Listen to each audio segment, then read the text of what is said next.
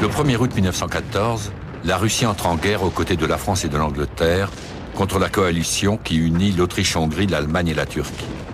Le tsar est solidaire des Serbes et des minorités slaves. Il rêve de conquérir Constantinople et les détroits.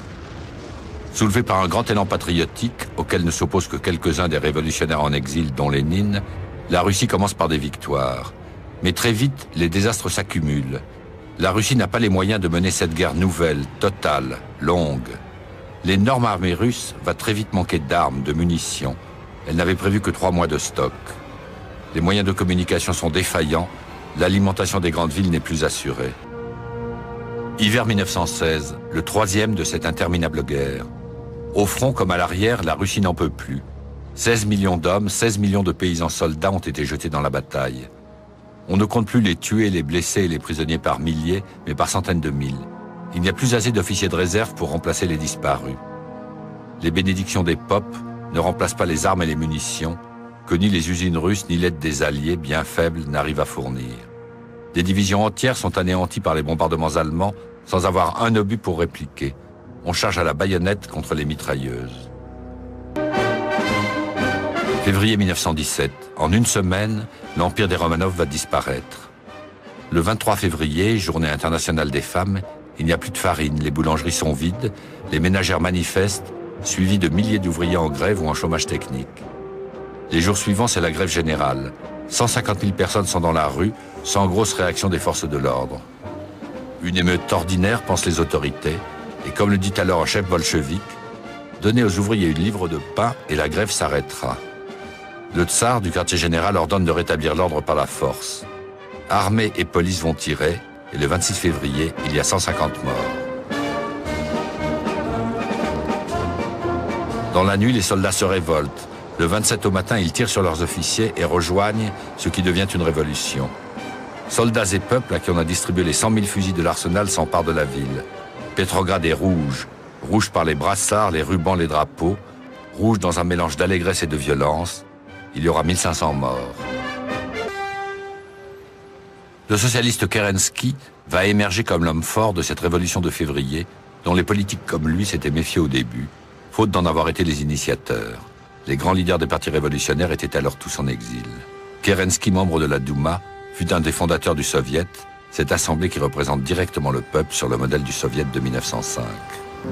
Lénine revient clandestinement de Finlande quelques jours après avoir écrit au comité central « Les bolcheviks peuvent et doivent prendre le pouvoir ». Il martèle le message. Si nous ne le prenons pas maintenant, l'histoire ne nous le pardonnera pas.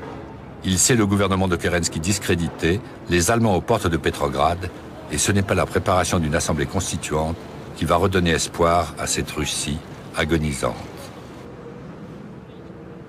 En février 17, vous aviez 1 million de déserteurs. En août 17, vous en avez déjà 2 millions. Le 24 octobre 17, il reste 1 jour de vivre à Petrograd, etc.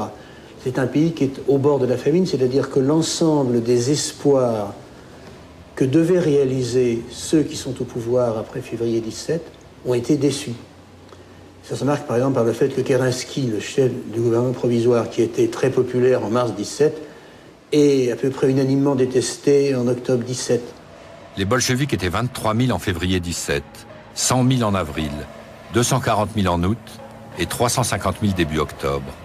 À Petrograd, ils sont mieux organisés et mieux armés que n'importe qui d'autre. À Petrograd, tout le monde sait que l'insurrection est imminente.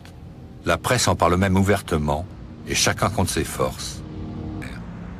Le soir du 24, selon le plan minutieusement préparé, les bolcheviks vont s'emparer sans coup férir de tous les centres stratégiques. Gares, télégraphes, postes, banques. Et finalement, en une nuit, sans violence, les bolcheviks ont pris le contrôle total de la ville. Dans la mesure où tout ce qui représentait le pouvoir était à Saint-Pétersbourg, tout ce que les révolutionnaires avaient à faire était de s'emparer de Saint-Pétersbourg, parce qu'ils auraient alors entre leurs mains presque tout le pouvoir économique, politique et autres de Russie. Le coup d'État officiel a lieu le matin du 25 octobre, quand Lénine annonce la destitution du gouvernement, l'attribution du pouvoir au comité révolutionnaire qui dépend formellement du soviet de Petrograd, mais qui est entièrement contrôlé par les bolcheviks. Le programme, paix immédiate, abolition de la propriété des terres, contrôle des usines par les ouvriers. Plus que le coup d'octobre 17, la grande victoire des bolcheviks fut de gagner la guerre civile qui suivit, face à des armées blanches menées par des généraux qui avaient autant méprisé Kerensky que Nicolas II, mais qui haïssaient plus que tout les bolcheviks. Il y a eu 3 ans de combats sans pitié entre deux camps. Au nord, au sud, à l'est, les Blancs attaquaient, soutenus par la France, l'Angleterre, les États-Unis, qui voulaient en finir avec le bolchevisme.